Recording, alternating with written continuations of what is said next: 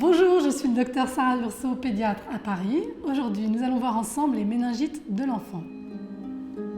La méningite correspond à une inflammation des méninges. Les méninges elles-mêmes sont des enveloppes qui protègent le système nerveux, c'est-à-dire le cerveau et la moelle épinière. Elles ménagent un espace stérile grâce à une barrière totalement hermétique aux microbes. Quand cette barrière n'est plus hermétique et laisse passer des microbes, il peut survenir une méningite qui peut être foudroyante ou encore laisser de lourdes séquelles. Il existe de nombreuses sortes de méningites. Par exemple, les méningites inflammatoires. Mais ici, nous allons parler essentiellement des méningites infectieuses. La plupart de ces méningites sont d'origine virale et bénigne, mais de temps en temps, elles sont bactériennes et beaucoup plus sévères. On les dit méningites purulentes. On estime le nombre de cas des méningites purulentes à 2 cas pour 100 000 habitants. Les principales bactéries responsables de ces méningites dites purulentes sont le méningocoque, le pneumocoque ou l'hémophilus. Leur fréquence respective va varier selon l'âge de l'enfant. Comment se transmet la méningite ? La transmission se fait généralement de personne à personne par l'intermédiaire des sécrétions aériennes. Cette transmission est facilitée par la promiscuité, c'est la raison pour laquelle on trouve généralement des méningites groupées dans des collectivités. L'incubation peut être seulement de quelques heures, voire de quelques jours, mais il faut savoir que même si on n'est pas malade, on peut être un porteur sain qui transmet la méningite par les voies aériennes.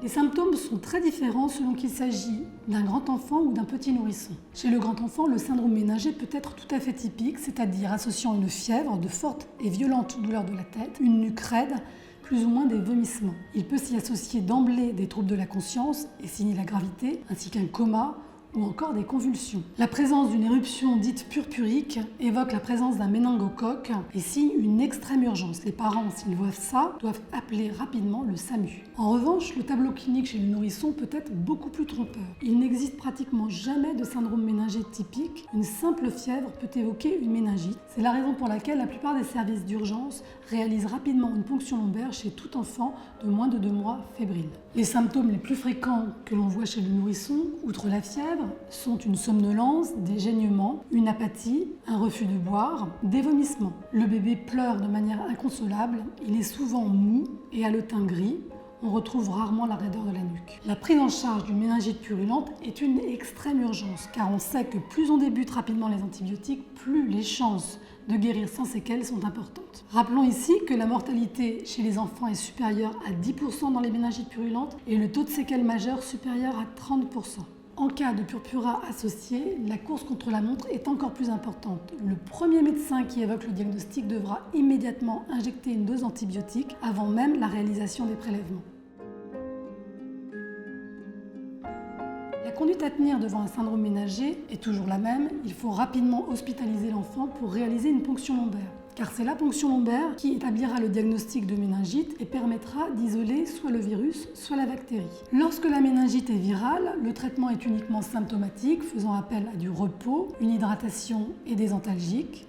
En revanche, en cas de méningite purulente, il faut rapidement donner un traitement intraveineux antibiotique pour une durée de 10 à 15 jours. Alors existe-t-il des moyens de prévenir ces méningites ? Oui.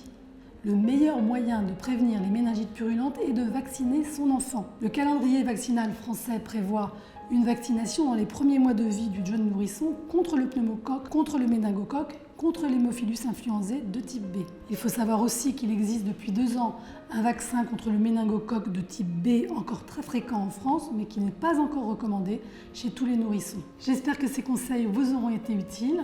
Si vous avez la moindre question, vous n'hésitez pas à contacter votre pédiatre. Et sinon, à très bientôt sur la chaîne Doctissimo Maman pour d'autres vidéos.